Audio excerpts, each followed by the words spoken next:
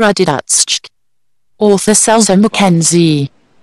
Rudi Dutschke, born Alfred Willy Rudi Dutschke, March 7, 1940, Skåne, December 24, 1979, Aarhus, Denmark, was the most prominent spokesman of the left-wing German student movement of the 60s. He famously split from those who went on to form the violent Red Army faction and advocated instead a long march through the institutions of power to create radical change from within government and society by becoming an integral part of the machinery. Left square bracket 1 right square bracket. This was an idea he took up from Antonio Gramsci in the Frankfurt School of Cultural Marxism. Left square bracket 2 right square bracket. In 1968, he survived an assassination attempt, living for another 12 years until related health problems caused his death. Radical students blamed an anti-student campaign in the papers of the Axel Springer publishing empire for the assassination attempt. This led to attempts to blockade the distribution of Springer newspapers all over Germany, which in turn led to major street battles in many German cities. Dutschke was born in Skåne, Kreis-Jüterbog-Lachenwald, Brandenburg, Germany. He attended school in Lachenwald and graduated from the gymnasium there, but because he refused to join the army of the German Democratic Republic, East Germany, and convinced many of his fellow students to refuse as well, he was prevented from attending university in the GDR. He fled to West Berlin in August 1961, just one day before the Berlin Wall was built. He studied sociology at the Free University of Berlin under Richard Lowenthal and Klaus Meschkat, where he became acquainted with alternative views of Marxism. Dutschke joined the German SDS Sozialistische Deutsche Studentenbund, which was not the same as the SDS in the USA, but quite similar in goals, in 1965, and from the time on the SDS became the center of the student movement, growing very rapidly and organizing demonstrations against the war in Vietnam. He married the American Gretchen Klotz in 1966. They had 3 children. Dutschke's second son, 1980, born Rudi Marek Dutschke, often known as just Marek Dutschke, was born after his father's death. He is a politician of the German Green Party left square bracket 4 right square bracket left square bracket 5 right square bracket, as well as Dean's Office staffer of the Hertie School of Governance left square bracket 6 right square bracket today. His older siblings are Hosea Che Dutschke, named after the Old Testament minor prophet Hosea, and Che Guevara, and their sister Paula Cole, both born in 1968. Influenced by critical theory, Rosa Luxemburg, and critical Marxists, Dutschke developed a theory and code of practice of social change via the practice of developing democracy in the process of revolutionizing society. Dutschke also advocated that the transformation of Western societies should go hand in hand with Third World liberation movements and with democratization in communist countries of Central and Eastern Europe. His socialism had strongly Christian roots. He called Jesus Christ the greatest revolutionary, and in Easter 1963, he wrote that Jesus is risen. The decisive revolution in world history has happened.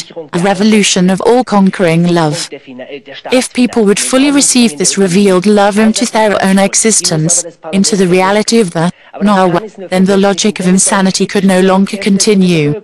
Left square bracket 7 right square bracket. Benno Ohnesorg's death in 1967 at the hands of German police pushed some in the student movement toward increasingly extremist violence and the formation of the Red Army faction. The violence against Dutschke further radicalized parts of the student movement into committing several bombings and murders. Dutschke rejected this direction and feared that it would harm or cause the dissolution of the student movement. Instead, he advocated a long march through the institutions of power to create radical change from within government and society by becoming an integral part of the machinery. Left square bracket. On April 11, 1968, Dutschke was shot in the head by Joseph Bachmann. After the attempted assassination, Dutschke and his family went to the United Kingdom in the hope that he could recuperate there. He was accepted at Cambridge University to finish his degree in 1969, but in 1971 the Tory government under Edward Heath expelled him and his family as an undesirable alien who had engaged in subversive activity, causing a political storm in London. They then moved to Aarhus, Denmark. Dutschke re-entered the German political scene after protests against the building of nuclear power plants activated a new movement in the mid-1970s. He also began working with dissidents opposing the communist governments in East Germany, Poland, Yugoslavia, Hungary, and Czechoslovakia, including Robert Havemann, Wolf Biermann, Mihailo Petkovic, Milan Horaeg, Adam Michnik, Otashik and more. Because of massive brain damage from the assassination attempt, Rudi Dutschke continued to suffer health problems. He died on 24 December, 1979 in Aarhus, Denmark. He had an epileptic seizure while in the bathtub and drowned. Der Mensch absolut bildungsfähig ist, dass der Mensch besser werden kann. Ich gehe davon aus, dass der Mensch nicht dazu verurteilt ist, dem blinden Spiel der Zufälle in der Geschichte unterworfen zu bleiben. Er kann die Geschichte selbst in die Hand nehmen. Er hat sie schon immer gemacht, er hat sie bloß noch nicht bewusst gemacht. Und jetzt muss er sie endlich bewusst machen, unter Kontrolle nehmen. Wie regiert sich dieser Mensch, dieser Idealmensch, in dieser Gesellschaft? Wer führt ihn? Wie bestimmt er, wer ihn führt? Wie wählt er diesen Mann ab? Er führt sich. Und dieses Problem der Selbstorganisation ist nicht, dass sich jetzt wieder Fremde für mich entscheiden lassen. Wenn ich sage, die Menschen haben ihre Geschichte schon immer gemacht, aber noch nicht bewusst gemacht, dann soll das bedeuten, wenn sie bewusst machen, dann stellt sich das Problem der verselbstständigten Eliten und der verselbstständigten Apparate nicht mehr. Denn das Problem besteht darin, gewählte Repräsentanten wieder abzuwählen, sie jederzeit abwählen zu können und das Bewusstsein der Notwendigkeit der Abwahl zu haben.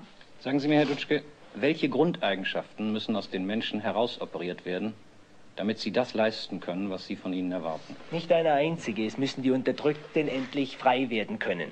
Die unterdrückten Fähigkeiten der gegenseitigen Hilfe, der Fähigkeit des Menschen, seinen Verstand in Vernunft zu transformieren und die Gesellschaft, in der er lebt, zu begreifen und sich nicht von ihr manipulieren zu lassen. Auf welche Weise wollen Sie und Ihre Freunde diesen Bewusstseinsstand des Menschen herbeiführen?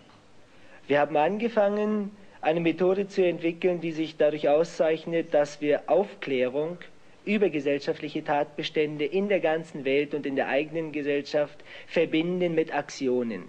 In der Vermittlung und in der Verbindung von Aufklärung, systematischer Aufklärung über das, was geschieht, was uns tagtäglich in den Zeitungen, in den Rundfunkorganen, auch im Fernsehen vorenthalten wird. Es gibt 122 Länder auf dieser Erde. Wenn man die Bildzeitung aufschlägt, erfährt man, dass es ein Land gibt im Höchstfall und nicht mal, was in diesem Lande geschieht.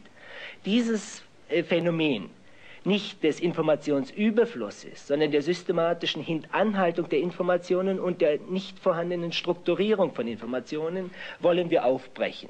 Eigene Informationen geben über das, was in der Welt geschieht, aufklären und Aktionen machen, um eine Öffentlichkeit zu produzieren, die diese Informationen zur Kenntnis nimmt und begreift, dass es eine andere Öffentlichkeit gibt als die bestehende.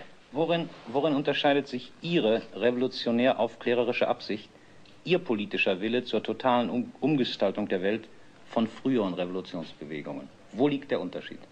Ich würde sagen, der entscheidende Unterschied ist die geschichtliche Situation, in der wir unsere Arbeit machen. In vergangenen Epochen machten die Revolutionäre ihre Arbeit im Wesentlichen unter nationalstaatlichen Bedingungen. Wir machen unsere Arbeit heute unter weltgeschichtlichen Bedingungen, in einem ganz realen Sinne. Dass heute die Bundesrepublik absolut nicht mehr als Nationalstaat zu begreifen ist. Wir stecken in einem System von internationalen Zusammenhängen. Wir stecken in der NATO. Wir wissen, unsere Bevölkerung weiß nicht, was das bedeutet für die Zukunft. 1970 wird die Hälfte der Weltbevölkerung ein Sechstel aller Dienstleistungen und Güter haben. In den verschiedensten Kontinenten arbeiten Revolutionäre daran, ihr Elend zu beseitigen. Nun, in diesem Zusammenhang stecken wir drin und wir brauchen einen